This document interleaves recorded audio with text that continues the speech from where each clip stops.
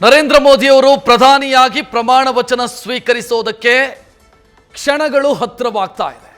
ಸ್ವಲ್ಪ ಹೊತ್ತಲ್ಲೇ ಅದಕ್ಕೆ ಬೇಕಾದಂಥ ಸಿದ್ಧತೆಗಳು ಕೂಡ ಈಗಾಗಲೇ ಆಗಿರೋದ್ರಿಂದ 7:15 ನರೇಂದ್ರ ಮೋದಿಯವರು ಈ ದೇಶದ ಪ್ರಧಾನಿಯಾಗಿ 3ನೇ ಬಾರಿ ಪ್ರಮಾಣ ವಚನವನ್ನು ಸ್ವೀಕರಿಸೋದಕ್ಕಿದ್ದಾರೆ. ಕ್ಷಣದ ಡೀಟೇಲ್ ಅನ್ನು ನಿಮ್ಮ ಮುಂದೆ ಇಡುವಂಥ ಪ್ರಯತ್ನವನ್ನು ನಾನು ಮಾಡ್ತಾ ಹೋಗ್ತೀನಿ. ಆದರೆ ಅದಕ್ಕಿಂತ ಮೊದಲು ಈ ಕ್ಷಣದ ಹೆಡ್ಲೈನ್ಸ್.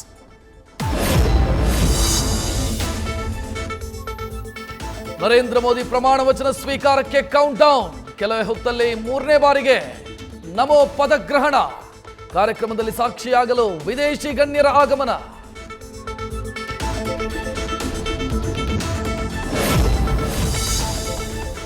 ಹಿಂದಿನ ಕ್ಯಾಬಿನೆಟ್ನಲ್ಲಿದ್ದ 20ಕ್ಕೂ ಹೆಚ್ಚು ಜನರಿಗೆ ಹೊಸ ಸರ್ಕಾರದಲ್ಲೂ ಮಂತ್ರಿಗಿರಿ.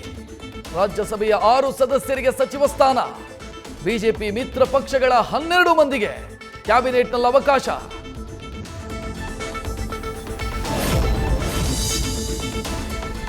ರಾಜ್ಯದ 5 ಮೋದಿ ಸಂಪುಟದಲ್ಲಿ ಸಚಿವ ಸ್ಥಾನ ಫಿಕ್ಸ್.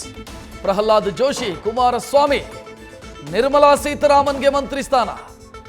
ಶೋಭಾ ಕರಂದ್ಲಾಜೆ, ವಿ ಸೋಮಣ್ಣಗೆ ರಾಜ್ಯ ಖಾತೆ ಅನ್ನೋ ಮಾಹಿತಿ.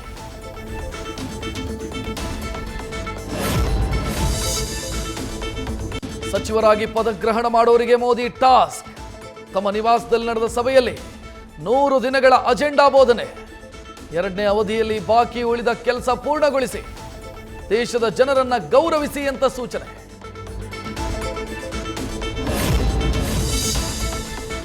ಕರುನಾಡಿನಲ್ಲೂ ಕಳೆಗಟ್ಟಿದ ಮೋದಿ ಪದಗ್ರಹಣ ಸಂಭ್ರಮ.